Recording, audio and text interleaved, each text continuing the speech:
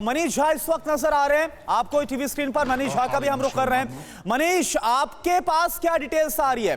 क्या ये Iran versus America की जो अदावत है और काफी गहरी अदावत है, क्या उसका नतीजा है, या फिर जो जंग इस वक्त चल रही है रूस और यूक्रेन के बीच, और रूस पर जो आरोप लग रहा है मर्सनरीज के इस्तेमाल का, लड़ाकों के इस्तेमाल का, वहां पर कोई कनेक्शन नजर आ रहा है?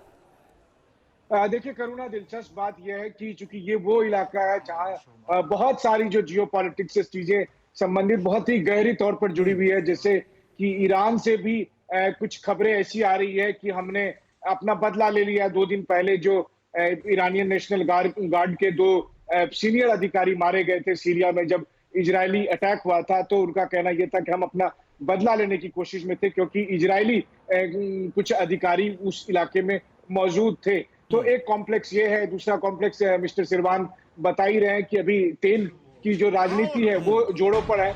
लेकिन अहम बात यह है कि इस इलाके में खास करके जनवरी 2020 में जनरल सुलेमानी की हत्या के बाद से जो लगातार अटैक हुए हैं, और उन अटैक्स में और इस अटैक में एक बड़ा सा फर्क है। फर्क यह है कि पहले जो है वो ड्रोन से हमले होते थे, इस बार लॉन्ग रेंज के बैलिस्टिक मिसाइल से अटैक हो रहे हैं। लेकिन ये अटैक इस तरह से कोऑर्डिनेट करके हुए हैं ताकि कोई मानवीय क्षति ना हो और वो टारगेट से थोड़ी सी दूर पर जाकर गिरे। और रिएक्शन देखिए कैसा है, चाहे इराक की तरफ से हो या अमेरिका की तरफ से हो, कि कोई नुकसान नहीं पहुंचा है और जो टारगेट था वहां पर जो मिसाइल नहीं गिरी है। तो क्या ये जानबूझकर उस टारगेट पर नहीं गिराई गई या फिर जानबूझकर मिसफायर किया गया, केवल अपने अटेंडेंस लगाया गया? यानी मनीष साहब एक बड़ी बात बोल रहे हैं कि मैसेज देने की कोशिश की गई अमेरिका को।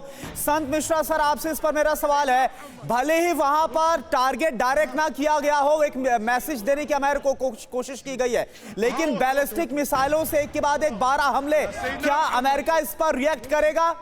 बिल्कुल बड़ी बात है। और इस बीच बड़ी जानकारी ये भी देखिए, एक्सक्लूसिव वीडियो लगातार आप उस अटैक के बाद TV9 भारतवर्ष पर देख रहे हैं। पहला चैनल है TV9 भारतवर्ष जिस पर आप इस पूरे अटैक की वीडियो देख रहे हैं और लेटेस्ट जानकारी यहाँ तक पहुंचा रहे हैं। TV9 भारतवर्ष ने सबसे पहले यूक्रेन और रूस के बीच युद्ध की आहट को सबसे पहले भापा था, और अब आपको सभी न्यूज चैनल से पहले युद्ध भड़कने की खबर और तस्वीरें दिखाई। साथ ही लगातार 18 दिन से वॉर जोन में मौजूद TV9 भारतवर्ष की टीम नॉन स्टॉप हमले और तबाही की तस्वीरें आप तक पहुंचा रही है। और उसी तरह आज भी ईरान और अमेरिका के बीच अदावत की चिंगारी भड़कने की खबर भी सबसे पहले आपको TV9 भारतवर्ष ने दिखाई है। हर तस्वीर आपको लगातार दिखा रहे हैं, क्योंकि जिस तरह से यूक्रेन वर्ल्ड वॉर का ट्रिगर पॉइंट बना हुआ है, उसी तरह इराक में हुआ ये हमला सिर्फ अमेरिका और ईरान के बीच जंग का नहीं बल्कि वर्ल्ड वॉर का ट्रिगर पॉइंट बन सकता है, क्योंकि कहीं ना कहीं कहा जा रहा है कि इसमें रशिया का भी इन्वॉल्वमेंट है। हमारे साथ पैनल हमारा लगातार जुड़ा हुआ है। संत मिश्रा के पास मैं आना चाहूंगी। संत मिश्रा सर, इससे पहले हमने देखा कि अमेरिका के प्रेसिडेंट डोनाल्ड ट्रंप जब थे तो उस दौरान उन्होंने कभी भी ईरान को लेकर के डबल स्टैंड नहीं लिया। उनका क्लियर स्टैंड था कि ईरान हमारा दुश्मन है तो है।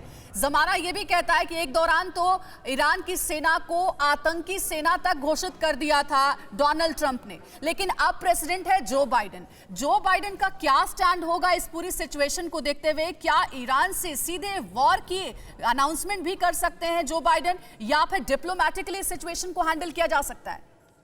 बिल्कुल, थैंक यू सो मच। देखिए, इस मिडिल ईस्ट के जियो पॉलिटिक्स पे मेरा काफी केस स्टडी है। I have done a lot of research. मैं बताना चाहूंगा कि ये जो अभी अटैक हुआ है, so called missile Fateh 110 ballistic missile, it's a very potent missiles from Iran. World में ईरान, सीरिया और ये रशिया, ये 3 स्टूजेस हैं। दुनिया में कहीं भी कुछ भी हो, ये परसेप्शन बढ़ाने के लिए रशिया का बहुत बड़ा अलायंस है ईरान, और यूक्रेन से परसेप्शन हटाने के लिए रशिया को बताने के लिए that I am with you, they have done this missile attack on Erbil. और इरबिल को समझना होगा कि Erbil is a very big city, 1.5 million का पॉपुलेशन है, ऑटोनोमस कर्डिश रीजन का कैपिटल है।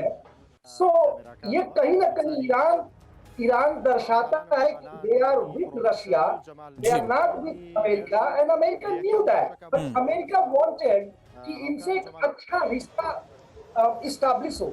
आपको पता है Iran is the second most heavily sanctioned country in the world after Russia. In fact, before it was Iran.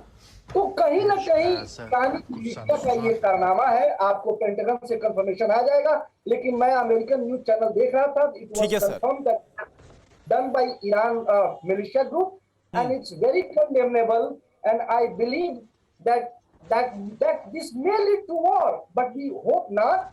But जिस तरह से ये हालात बनाया जा रहा है, आप जानती हैं कि अमेरिका हमेशा they are very careful, they never fight without any reason.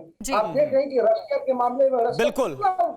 और अब यहां पर देखना होगा, सर आपने बहुत बड़ी बात कही है और इस बारे में अमेरिका हमेशा बहुत केयरफुल रहा है, लेकिन जब चैलेंज किया गया अमेरिका को उसके ठिकानों पर हमला करके, तो अब इस चैलेंज का जवाब कैसे अमेरिका की तरफ से दिया जाएगा, इसका इंतजार है और पेंटागन की स्टेटमेंट का भी इंतजार है। अड़ी सोमवार से शुक्रवार शाम 6 बजे सिर्फ TV9 भारतवर्ष पर।